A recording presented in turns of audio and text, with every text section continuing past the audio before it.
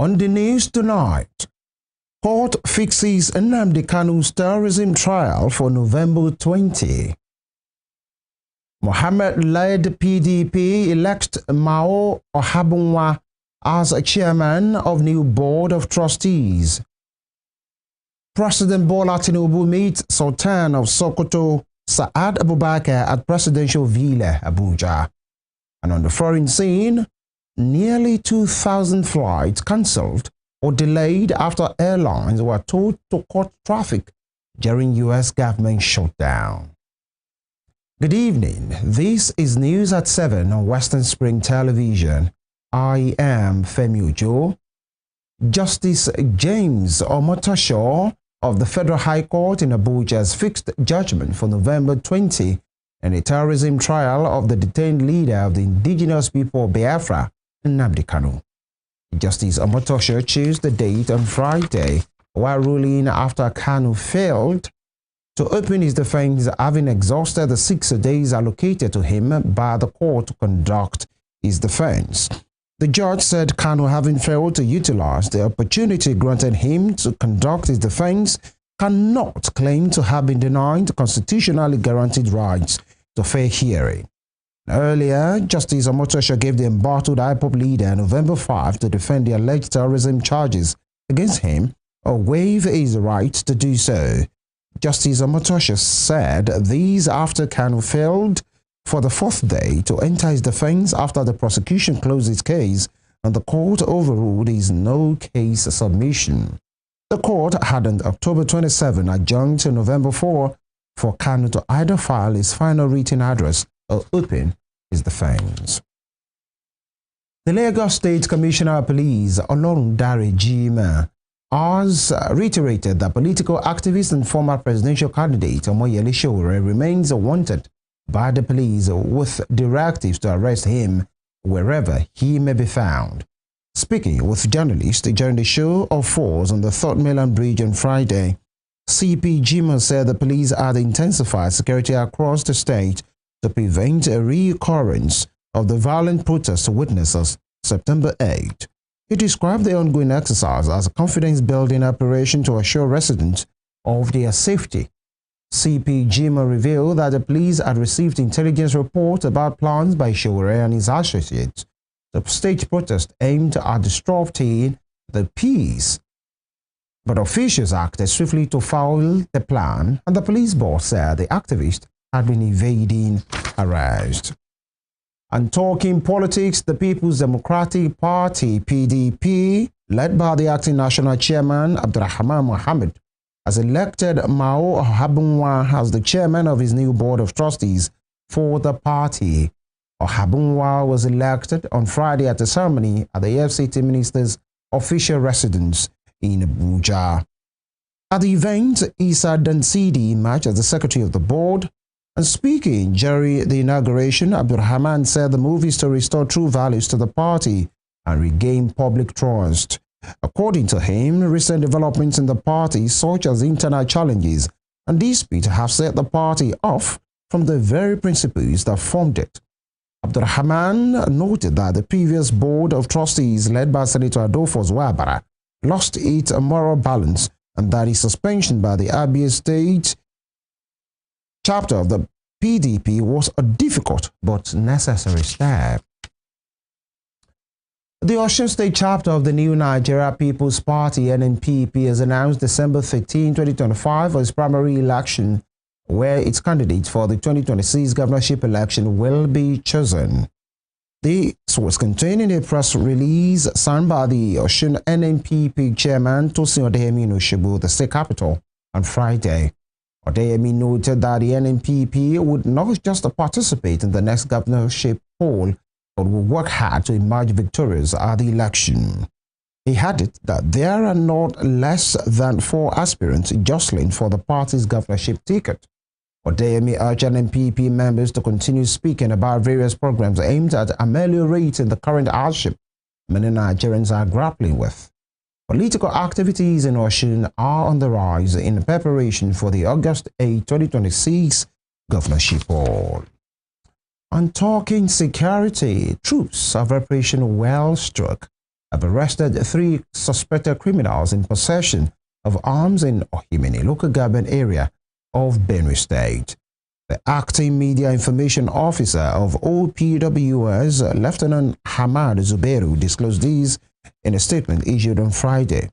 According to him, the suspects were apprehended on Wednesday by troops on routine patrol along the Otukpo-Enugu Road at the Amoda axis of the local government.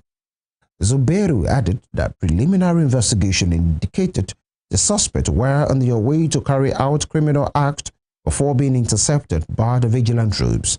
He said the suspects were in custody for further investigation and necessary action. Meanwhile, the Benue State chapter of the Miyetti Allah Cattle Breeders Association of Nigeria, MACBAN, has appealed to the federal and state government to intervene in what it described as persistent attacks on its members in the Ohimini local government area of the state. In a statement issued on Friday and signed by the state chairman, Ado Mohammed, the association alleged that members of the Awule community, in collaboration with personnel of the Benue State Volunteer Guard, had been launching attacks in Fulani headed settlements in the council. Mohammed said the crisis began towards the end of August 2025 when armed individuals from the Awule community, allegedly supported by members of the Volunteer Guard, carried out a coordinated attack on Fulani settlements. The MACBAN chairman alleged that the attacks had continued in recent weeks, leading to further loss of livestock and displacement of herders. While refuting reports that herders had also attacked local farmers, Mohammed claimed that the ongoing violence, burning of settlements, and killings were being perpetrated by criminal elements within the council. He said the situation had created fear and tension among Fulani communities in Ohimini and its environs. The Chief of Army Staff, Lieutenant General Waidi Shaibu, says troops will sustain offensive actions until insurgents are denied all support and sanctuary. The Army Chief made the declaration during his maiden tour of the Theatre Command, Operation Hadinkai in Maiduguri, Borno State. According to a statement signed by the Acting Director, Army Public Relations, Apollonia Anele, General Shaibu urged troops to intensify operations with a view to crushing the remnants of insurgents and restoring lasting peace to the northeast. Shaibu ordered them to sustain pressure on the terrorists until total victory is achieved, as he assures that the Nigerian army will leave no stone unturned in ending insurgency. According to the statement, the visit of the army chief is in line with President Bola Tinubu's directive to consolidate gains in the counter-terrorism and counter-insurgency campaigns.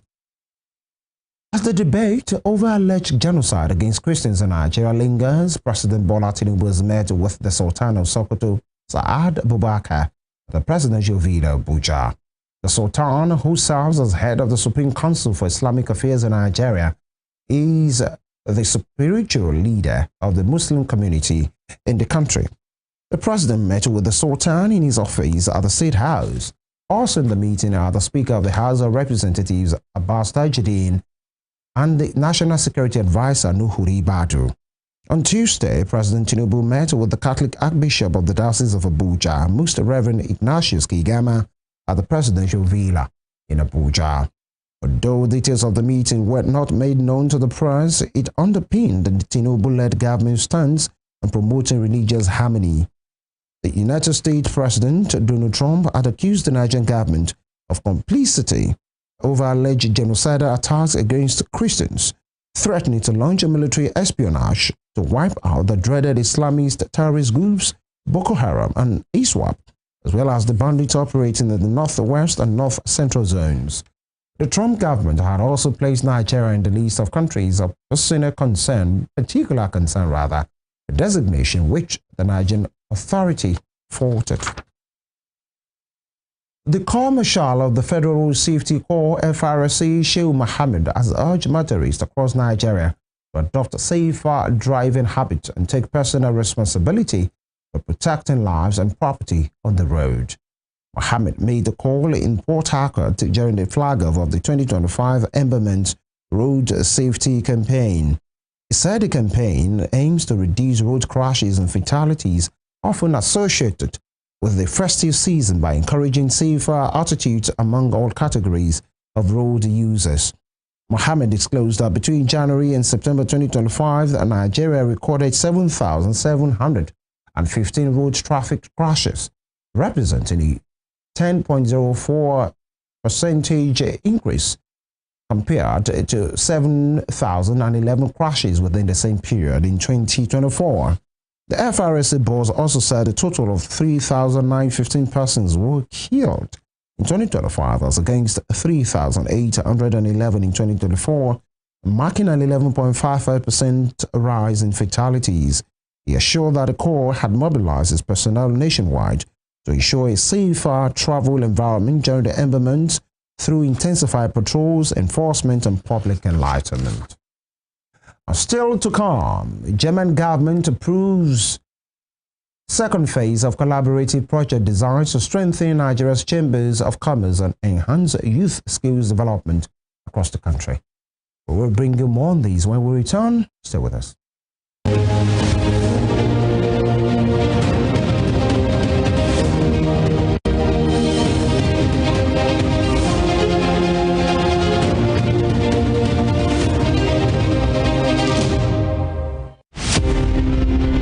The Korean War of 1950 to 1953 pitched North and South Korea against each other in response to intrigues